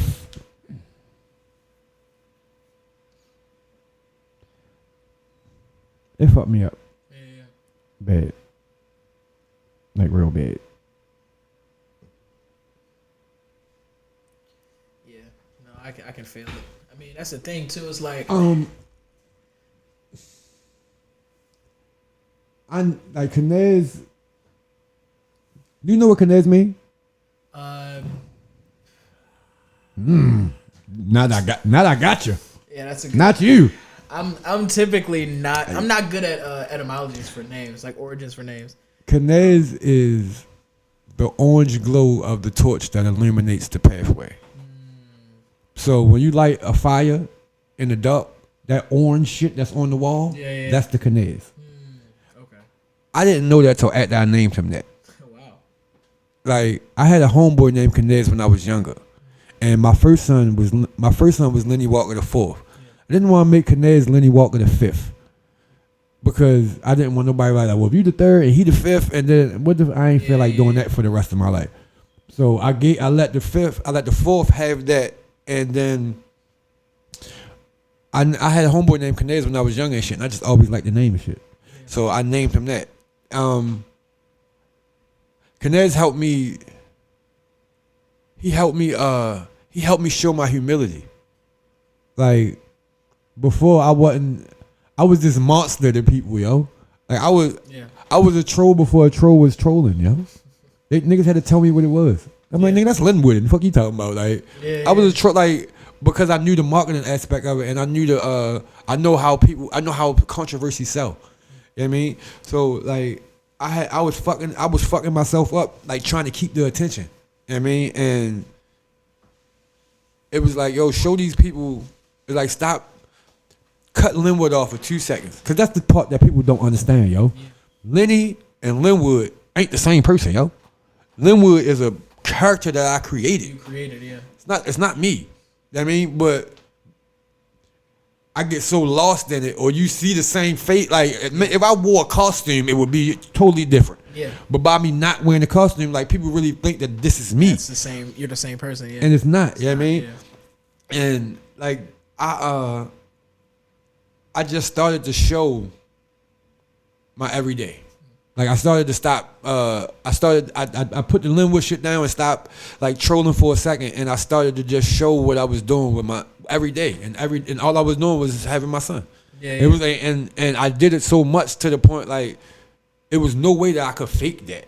Yeah. I was doing it every single day. Right. Yeah. Like, I literally made it cool to be. I don't want to say I made it cool to be a father, but I made it cool to show it off like it's a thing. Yeah. Like, the same way a nigga show off his new shoes, or same nigga, I understood content early. Yeah. Yeah. Early. Kept you relevant too, yeah. I understood content early. Yeah. Yo. You know what I mean? So I would just flood the shit with me and my son. And it just made people look at me different. Yeah. It made people like I said, it made me human to people. Yeah. And it's like, he not all bad and shit. And that shit, maybe that shit is just what it is. But to I'm like, yo, I'm like, one, like, you meeting me at a great time, right? Yeah. It was so hard to be my friend before this. So hard to be my friend, yo, because people just know what they know. Right. So they're like, yo, why the fuck would you? The reputation. And they're like, yo, he ain't like that for real. Right, yeah. You know what I mean? But it really got to a point where I didn't care, because if this is what I want to do, this is what I want to do. Yeah. And that shit literally made a name for me, yo. Yeah, like, that's, like you said, it kept me relevant. Yeah.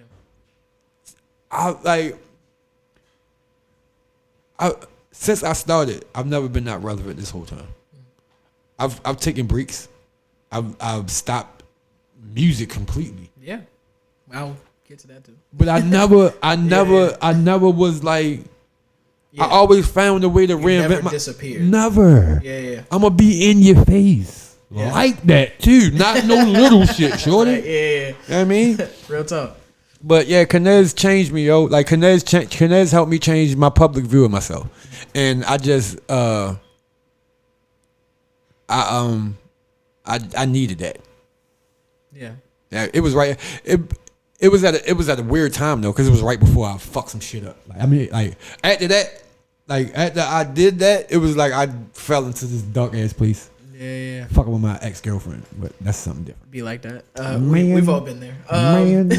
So, I mean, but that's the thing. It's like, if we keep going down the line, like, at this time, right? Like, you're getting more known and more relevant, at least in terms of performances. Yes. Because you're now. I haven't dropped nothing. I think you were like all city. Like I think it was like Black Hole, like Yes. 5 Seasons, Bedrock, Yes. Bourbon Street, Yes. even Fletcher's. Yes. Like, you know, and I think these performances kind of solidified because I think you knew that you had a love for performance early. Yes. But like people started to realize how good you are at performing. Yes. And just like you said, you're making these connections in the crowd, like bringing these people into your orbit Yes. now. It's like I'm learning more people. I'm networking early. Yes. And when you have talent and you have like a good rapport with like different people, that's like a recipe for, you know, everything to make sense for you, Yeah. especially being in a hip hop career. And I want to continue because like we're getting kind of in the rare air now. Like we're going into like December 2010, early 2011. Like the truth movement community is like, and it started as a joke. I think you said Yes. niggas need to be more honest with each other. Yes. And I should start the truth movement. Yes. And you'll bust out laughing. And it's funny too because like it includes sort of telling people like, you know, how their music really sounds and, you know, how good they are if they're good at all, how bad they are if they're bad. But one day you kind of ended up putting on like a black t-shirt, like the hashtag truth movement, you know, and then it became 20 shirts, 20 became 100, 100 became 200. And then the wristbands came, and then the baby bibs came, and then the socks, umbrellas, pajamas, like, and it just took off on its own, right? Like that's like sort of the beginning of now this movement that's behind Yes. the career. Yes. And this is just the first step of where we're gonna get to. The first nigga to ever hashtag something. It was pound sign. Niggas didn't know what the pound sign was at the Know time. It was. Niggas didn't Yeah. know that. Like I understood that if I put a pound sign in front of something, Yeah. I could track all my stuff. Makes it searchable instantly. Yes. So if I put pound sign the truth movement, it first off it makes it blue.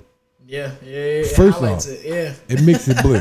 Second, if you Yeah. click it, it'll take you to anything that somebody pound signed the truth movement.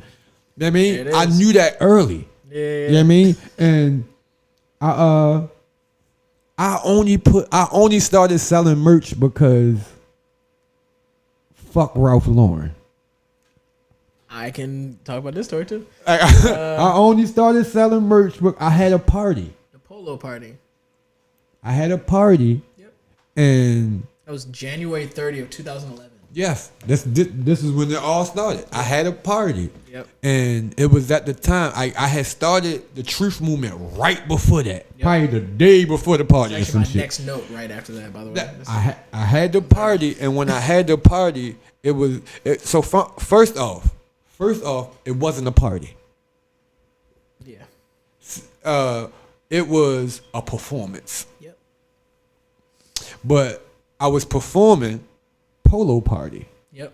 From Truth Be Told. and it was right by my birthday. Yep.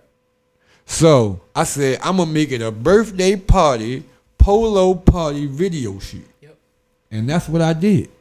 And Infamous event. I told everybody that they had to wear polo. And at this time I did not realize the influence that I had. Sold out in every mall. Every mall in the fucking city and in the county. It was no polo nowhere. So many people called me like, yo, ain't shit but socks and hats left in Macy's, yo. I'm like, I know I didn't just do that. Yeah. And when I showed up at the party, everybody had polo on. Even though you never knew what Ralph Lauren looked like. I never seen Ralph Lauren face a day in my life. Yeah. And I only had the polo. That's my aunt's fault. You gonna go to school with these kids and you gonna look the part if you gonna be the part. Right. So now I gotta wear this shit. I ain't wanna wear the polo and Nautica and all. I wanna wear Fila and Nike and shit. Like, I ain't wanna wear this shit. You know what I mean? But right. Yeah. I ran with it. And Young Dro is my fit. So Shout out to Dro. I ran with it. And when I seen that, it was like, yo, I just made Ralph all this money, yo. And fuck that. Yeah. And from that day forward, it was like truth movement everything. Truth movement everything. Actually, correct me if I'm wrong, but shout out to PMG Bars. I actually think First he person. was the first one to buy a Truth Movement t-shirt. Yes. I love Bars. Bars was always supportive. Bars always had a song for us to do. Bars But so crazy, yo. I've known niggas all this long time. I don't have songs with half these niggas. Right. You know what I mean? Boz made it his business to make songs with me. You The know what I Thought mean? I Let You Know record still to this day goes crazy. One Shout out of- to Rockwell too. By Yes, the way. that's one of our biggest songs. They cousins too. Right? Yes, Yeah. they are. I burnt that, by the way. You smoked that. Yes, I You did. smoked that. Yes, I did. You know what I mean? I think your verse first. They was like, yeah, let's just Let's get this out the way. let's just Yeah. elephant in the room. Yeah. But Yeah. yeah, like Boz was the first person to buy a Truth Movement shirt, yo. And the Truth Movement, it just was what it was, yo. It was me telling the truth. It was me telling the truth because I got tired of being politically correct and shit. Yeah. I gotta keep on, yo, how you like my song? Oh yeah, it's cool. No, it ain't. No, I don't like your song. That shit terrible. truth, yeah. You know what I mean? And another, like, the part that people didn't understand was, yo, I'm not being malicious to people and shit, yo. Like, Being honest. yes, and not only am I just being honest, bitch. If you that mad, prove me wrong. Go make a good song. Don't call me a bitch. Like, go. oh, you's a whore because you got bad music. Like, You was a whore. Because your record is trash. right? Like, But your mother and your aunts and all of them and shit told you could be whatever you want when you was a kid, and now you grew up and thought you could be whatever you want, and you can't. You can do whatever you want. You Yeah. can't be whatever you want, yo. Go sit down somewhere, yo. yeah. Go sit down somewhere, yo. Like, it was just that, yo. It was brutal honesty, yo. Like, I ain't, and it was like I was such a hater for telling the truth, Yeah, for telling yeah. how I felt about something. Right. Yeah. I don't have to like shit. Like, nigga, I don't like eggs. Right. I'm not hating on breakfast. Literally. I just don't eat eggs, nigga. That shit nasty to me. Why is that a problem? What? No, nobody know. Yeah. But the truth movement, that catapulted me into some shit. Like, I'm such an innovator. Like, I started, like, the truth movement was directly the reason for the first podcast ever in the world. There was no podcast before my podcast. And matter of fact, it wasn't a podcast. Now that podcasts are podcasts, when you look back at it, like, oh, that was a podcast.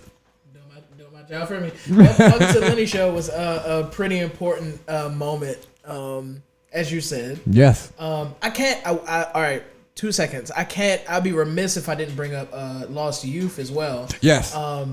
Just because we talked about Truth Movement and True Movement Clothing Company. Yeah. And like Lost Youth was like sort of this brainchild. I mean, and we're in the era now where also Don't Be Yo is also a staple. So I can't like I gotta mention them all. Yeah, like I gotta mention them all in unison. Yeah. So the Truth Movement was the house, and then motherfucking Lost Youth was the steps that got me to Don't Be Yo. Exactly. Like Lost Youth was was where I found my love for kids. See, there we go. Yeah, that was I'm trying to keep it all in. No, that's perfect. That's perfect because You gotta mention them all. Yeah, like Yeah. mind you, I just told you I hid in my ex-girlfriend family for 15 years. Yeah. So when we went to fucking family events and all that shit, I don't know these people. Right. Yeah. They your people and shit. So I'm over at the kiddie table and shit, playing with the kids and shit. I'm rolling around on the floor with the kids and all that other kind of shit. And one day, like, one of her cousins was like, Lenny, you ever think about working with kids? Yeah. I was like, no. Like, I don't even like kids like that for real. I like them better than I like y'all. Like, if you want me? I don't. Kids tell the truth. Yeah, like, yes. Yes. I don't gotta worry about, they don't give, like, they not trying to manipulate me or do those kind of wild shit. Like, they keep it 100 and I can rock with that. Y'all, no, I can't do it. Right, You know what I mean? So, like, and yeah, that's where I found my love for kids, yo. Like, just playing with my kids. And shit, and trying to stay away from the adults. That kind of sort of leads into like you working with children at a school, like doing one-on-ones. Yes. Which is a great. That I'm segue king right now. One-on-ones is very important too because Don't Be Yo, the theory crafting behind it became from your one-on-ones work doing a field trip. Yes. Where like you were angry, on the field trip because you didn't have a coat on. And one of the kids afterwards, once you came back to school, they told you to write or draw what you saw on the field trip, and he drew you. He drew you with the angry face. Yes. He drew this angry face. Yes. This, if you can kind of see it, he drew that exact face, which became the Don't Be Yo logo. But it only became that way because you had sent it to your friend who who actually like was shout out to Perry. And you know, it was, you told him the story about like, you know, the kid drawing it, but then like a week later you bump heads with him and you're angry with him, and he sends that photo back to you and like, don't be yo. And the rest is history. Yes, that's exactly how it happened. Yeah, that's like, which is crazy. Shout out to the artist. Yeah, Tony. I think his name was Tony. Yeah. Shout out to Shorty. Like I was. That's exactly what happened, yo. Like I work. I'm a one-on-one with either like special needs kids, autistic kids, or kids with like behavior problems. Yeah. And like, I love my job, yo. Like I literally love my job, yo. And like that shit is. Even now, like I do that in the day, and in the evening I work at a center for autistic kids. Like my whole day is 12 hours of just nothing but kids. You know what I mean? And like when I went on that field trip, like we went at the it was like the middle of November, and it was freezing and shit. And they were like, we going to a pumpkin patch, and I'm like, wow. The fuck, Halloween was 2 weeks ago. Like, what the fuck is we going to the pumpkin patch for? Like, I'm not trying to hear that Thanksgiving shit. Like, nobody show up with no fucking pumpkins at Thanksgiving. I ain't never made a pumpkin pie or none of that shit. So, come on, man. Come on with the shit, son. Like, what is happening here? So I was only mad because, like I said, you said I ain't had no coat, and I'm like at the time I'm one of the motherfuckers that attitude consume them. I can't like once I'm mad, that's it. I ain't nothing else but mad. You know what I mean? And the attitude had consumed me, and I left from there mad. And the whole time I was there, I was mad. Yeah. And it fucked me up because afterwards I thought about it and shit like, damn, no, if you just stepped outside yourself for 2 seconds, like you could have focused on Shorty and then made him have a time. Like he had a good time, but you could have made it. You stuck out more because you weren't engaged, right? And you were. So like you said, we get back to the thing. The teacher like, right, y'all draw what's the name, and he drew the shit, yo, and this you. You know how kids be. This is you. we was on the ride, and we was riding on the ride, and this was you because you was mad. That's exactly how I said. I got a video of it and all that. You was on the hayride, and you was mad. I was like, yeah, I would. Yeah. They tell the truth. And I told you this was going to come back. When at the top of the interview, I talked about the fact that like there are things in your life that are like these signs over time. Like the anger, as well as sort of just telling the truth and being a truth teller in your own right. Like, I didn't even mention the fact that like, you know, even just the stop snitching thing. Shout out to Kibi. If you ain't watched that episode with Kibi, go tap in with that. Even the night that Kibi was arrested, like literally you were like in close proximity to all this. We talk about that in the interview. Please go watch that. But even in the spirit of stop snitching, it's like the idea behind it was real substantial men like exposing what is happening in their neighborhoods. They're telling the truth. They're truth tellers. Yes. Like effectively that's like passed down to you. Like that's the cloth you're cut from. That's exactly what it is. You know what I'm saying? And that has followed you every one of these stories that we've talked about that I've researched and we've gone through.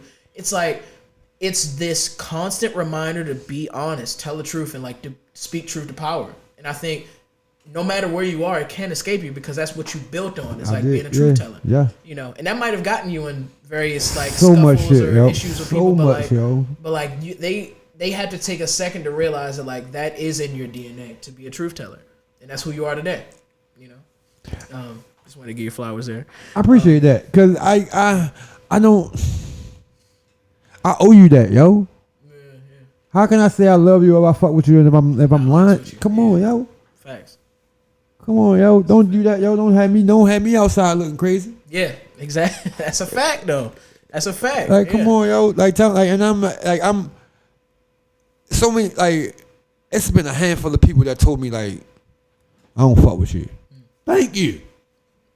Yeah. I fuck with you more than I fuck with a nigga who act like they fuck with me. Yeah.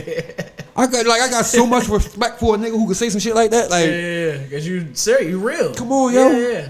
I know how to deal with that. It's these motherfuckers that act like that. I mean, I don't know how to deal with that, yo. Yeah. And I'm sensitive as shit. If I think you my friend, I will hurt somebody for you, yo. Yeah. And when I find out that you not, I will hurt you, nigga. That's real, real talk. And that's been my whole problem, yo. Like, I've been too loyal and too, like, Nigga, if I love you, yo. It ain't no outside of that, shorty. Yeah. It's not no outside of that, yo. So when it come to me, like my problem has been I can't stand when I'm more of a friend to a nigga than he is to me, yo. Yeah. Cause I will give my last to my friends, yo. Only for you to just be like, right, yeah. And it was a lot of that. It was like they loved the shit out me at first, and then when shit got a little rocky, it was like, oh, y'all was just here for the limelight and shit. Yeah. Fuck y'all. And that shit, yo, when they say feeding the monster, sure did. I was, man. Yeah. I was. You ever see the Airbender? Yeah. That's me. Yeah. Perfect is the perfectest metaphor that I can use. You know what I mean? Yeah. Because I am a superhero, yo. I do have superpowers. More than one. Yeah. You know what I mean? But it's like I learned the wind first. The breath from my lungs, the air from my words, all that. Like I learned my wind, you know what I mean? And then I learned how to move shit. Like earth and all that other kind of shit. I learned, you know what I mean? And then it takes steps to get to once I learned the fire, I was burning everything. Yeah. I forgot about everything else that I knew how to do. I just was so happy about burning. What, bitch? What you say? What the fuck you said back when I was learning how to build? Right. Well, I mean, break the ground up and all that shit. I was working on my wind and all that shit. I know how to burn. When I learned how to use, like, it's like, yo, it's like with great power come great responsibility, yo. Yep. And I was too happy burning the shit out niggas that I had a problem with. Yeah. You know what I mean? And now now I'm learning water. Yeah. I'm my state of calm. Relaxing, and just, zen. Yeah, just to fit in the spots that I need to fit into to get where I need to get and then stop all that wild shit. Like, yo, I was it's that, yo. Once I learned that fire, yo, it was a wrap, yo. Yeah. It's burning cities down. Nigga, but the baddest thing about it, every time I burn somebody, I burnt myself. Hey, every time, what you think? You just gonna be this close to the fire and that shit ain't gonna touch you? It's crazy. Come on. Yeah. I was having fun with that shit though, shorty. Oh, for sure. Like I was, boy, it was a sight to see. That's how Welcome to the Lenny Show started. Yeah. Cause it was like, I choked for a second and I was like, yo, what, Street Smart Magazine, right? Had a top 10. And when Street Smart Magazine did the top 10, I was like, man, fuck no. Like, well, y'all know this was some bull ass shit. Like, yeah. I mean, like, yo, I was horrible, yo. And once I seen it, it was like, what can I say to just top the last thing that I said? I used to say all kind of stuff, yo. I could look at my memories right now and find something. Like, I be going through that shit like, yo, off the top of my head, is this your king? That was hilarious. That was just top of my head. I just pulled that out of like a hat somewhere. Like, but all right, we don't have to litigate it right now. But you know that. Let me tell that story. Oh my god. No, we run out of tape. We gotta No, I know. Come on, go ahead. We got other shit to do. That was good though. But you even bring it. That was good. That's cool. Yeah. Okay. If you know, you know. If you know, you know. Yeah. She know. Yo, listen. All right. All right. First of all, all right. So we might have to do a part 2 to this interview. Hey, it's a lot. Because we haven't even touched the end of 2011 yet. Yeah. Like we only at like May. You should say 12:07. You watch? Yeah, that's my birthday. That's my birthday. That's crazy. Wait, y'all got the same birthday? No, we got the same numbers. Oh. That's crazy. When your birthday? December 7th. Nigga, 0127. That's crazy. And it's crazy that I seen it on your watch and just said, y'all got that? Yeah. Okay. Yo, that's crazy. Insane. It's crazy. And you know, like, because the first thing you said was Joe and Sack got the same birthday. Yeah. That's the first thing we had even said about some shit like that. And I just look over and just happen to see 12:07 on your watch. Together, bro. That's wild. That's insane. So say 12:07, my birthday. Nigga, my birthday. Oh shit. Okay. My bad. That's on. Yeah, you just fucked me up. It's like I said, we haven't even gotten into really 2011, which is like to me like the beginning of where like the mountain starts to get high. Yes. Like, and this is very important in terms of people who do know you. I think because what I want to do with the show is like really humanize the people I sit in front of, because I think too often we look at the work, we look at the fruit, right? Like, and I think we enjoy the fruit. It tastes incredible. We appreciate the work you put in, but we don't see it. And I think it takes a lot of work to turn something from a seed into fruit. Like the cultivation that happens, like the tending and the long sleepless nights that it takes to build something out of nothing to turn 0 into 1 is like, creation is like a thing. Like it's a difficult task, and you did it too many times, more than people can count on 5 hands and feet, right? And you've constantly done that, not only for the people in your orbit, your family, your fans, like for someone like me who can just like sort of come lately, see the story that has happened and appreciate it from a distance.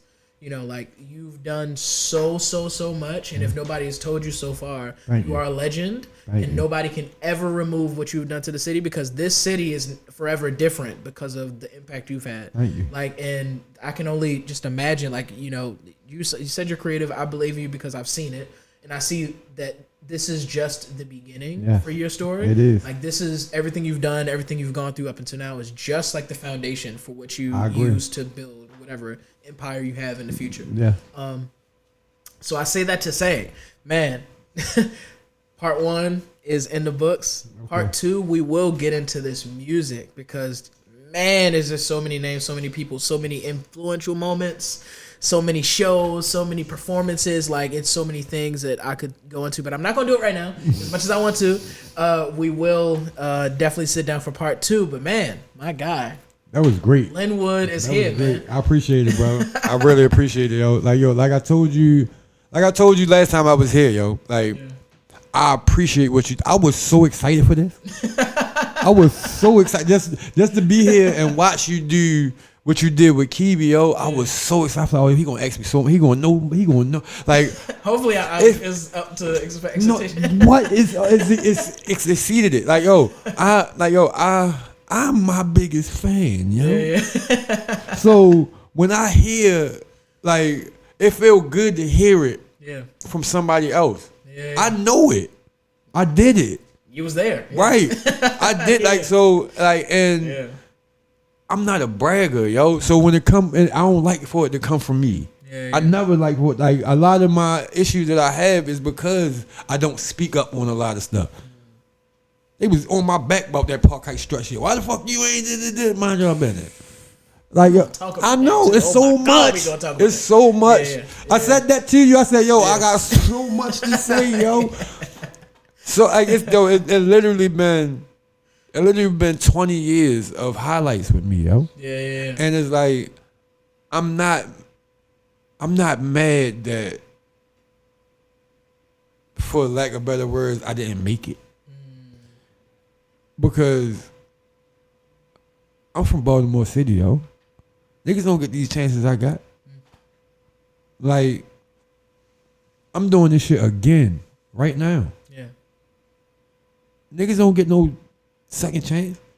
You know where I fucked up at? And I'm gonna leave it at this show. Like, I fucked up, like, when I made it in my mind that I wanted to do music again, something told me I had to start over. Like, I forgot about everything I did before that.